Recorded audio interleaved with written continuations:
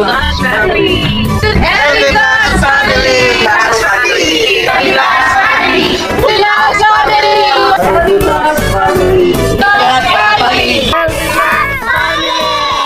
Every last family.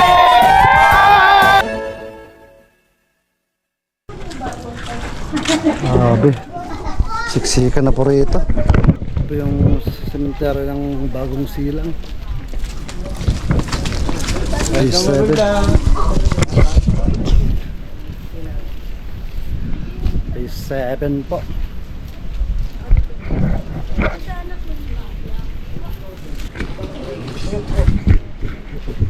I won't be strong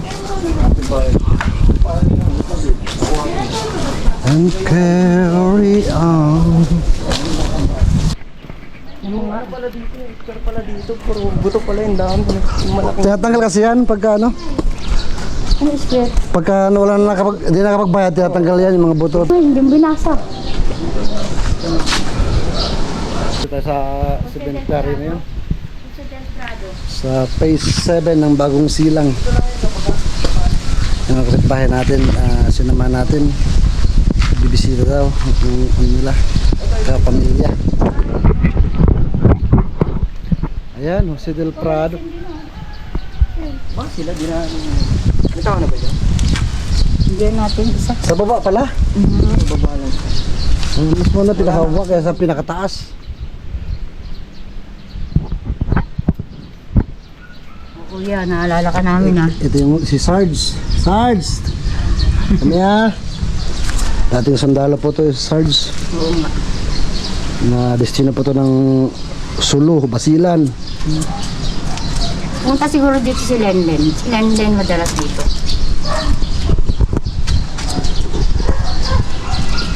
Doon mo lagay.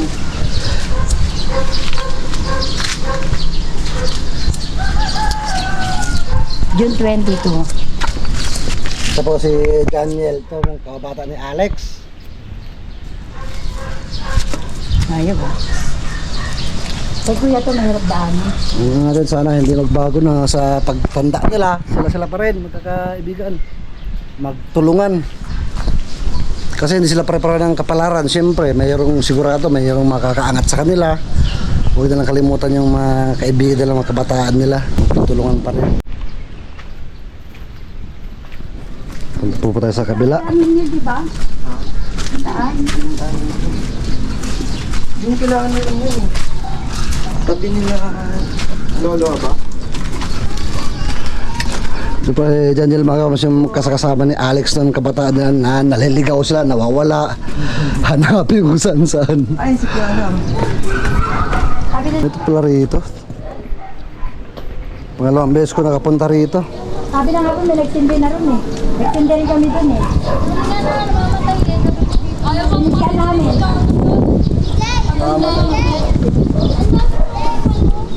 Hindi nga namin ni ano kung saan. Naligaw pa kami. Nakarating nyo lang, di ba? Nakarating. Mahirapan makadaan kami. Baka malusot doon yan. Dito, mamay. Pag lumusot akyat ulit. Yan. May butas yan. Mamay, dumiretso ka. Dilibing. Ano si Tito? Malalim din. Ito yun yun, di ba? Dumami na alam. Hindi mo nilinis eh.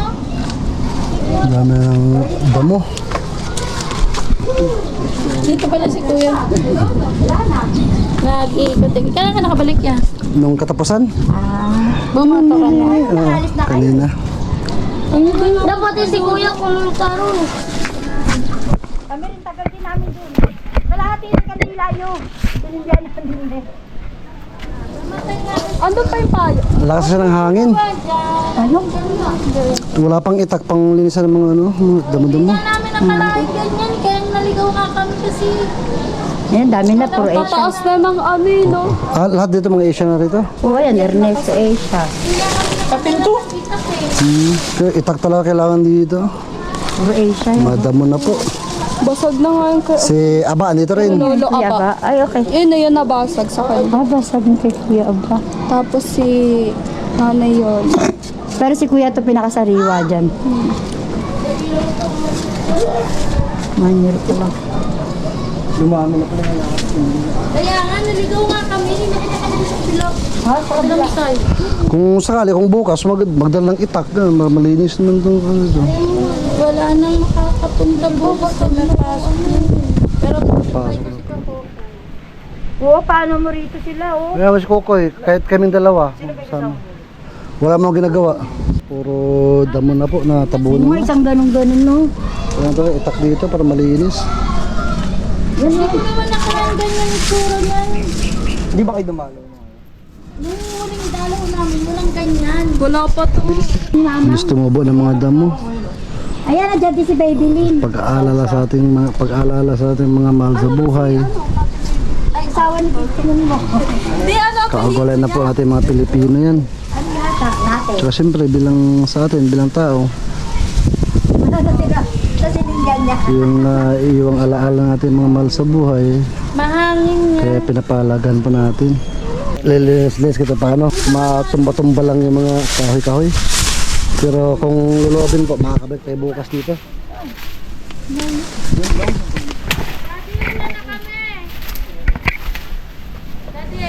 Maliwalas na po. Kunti nga na lang to bukas Tayo si Reggie na para malinis talaga. Maputol sa pinakapuno yung mga dahon-dahon, mga kahoy-kahoy. Biglang lumusot yun, no? Kasi nawakan ka sa paa. Nawala sa mapa. Ito, O, tsaka niya, kasi pa si Orly. ayan o, basag o. Ay butas. Kailan po. Nabasag na itong mga dito. Manipis ang pagkakaano nila. Oo, no, nagbutas. Grabe po. Yun po ang katotohanan. Kahit anong katayuan mo sa buhay. Pag natin dito sa lugar na to, pareho, pantay-pantay. Wala kang madadala kahit ano. Kaya magandang habang dito sa mundo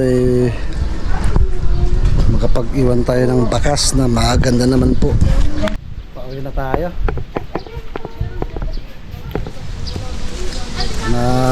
Samahan natin mga kapitbahay natin sa pagbisita sa mga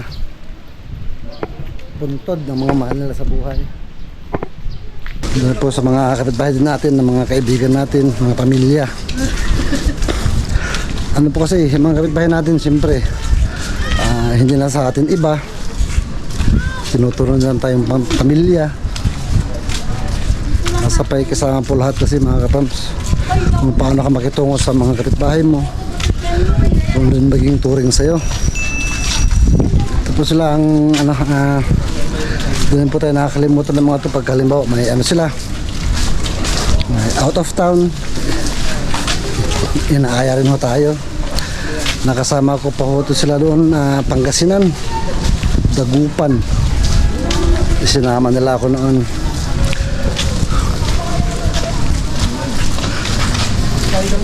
Hindi tayo tinuturing na iba sa kanila.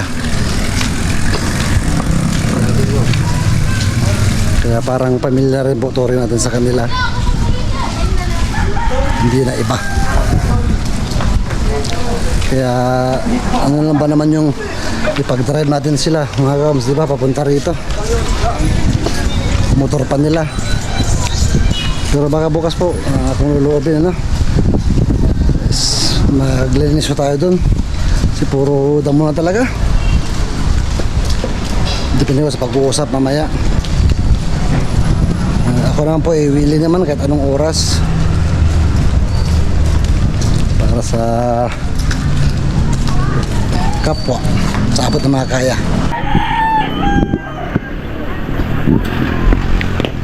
Ito pa yung motor nila na gamit natin.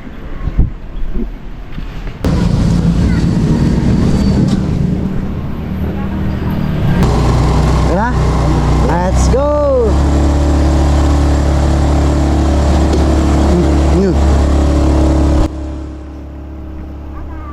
Bye-bye!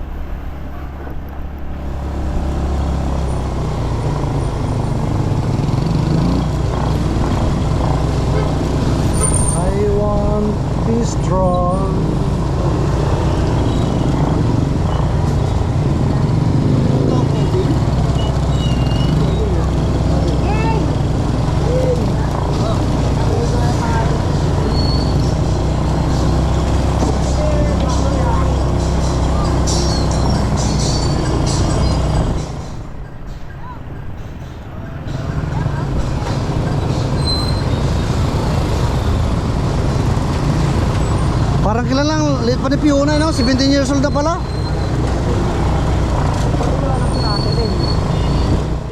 Wow.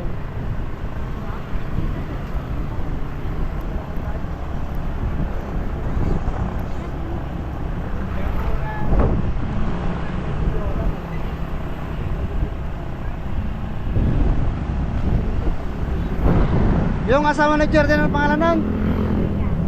Anong, ilang edad naman nun? Oh, ilang taon, hindi, si Kia talaga, ilang anak nila? Dalawa na nila. Saan sila katara ngayon? Andyan sila?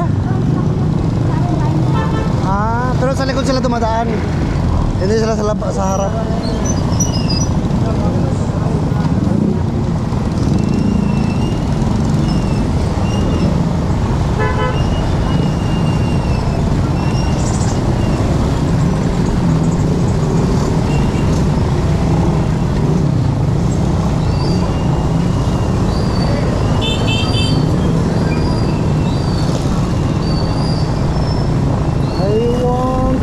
Strong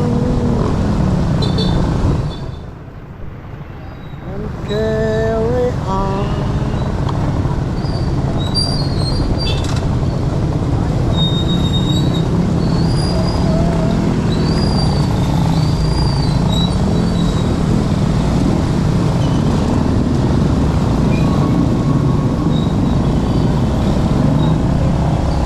Cause I know I want this strong. You're in heaven.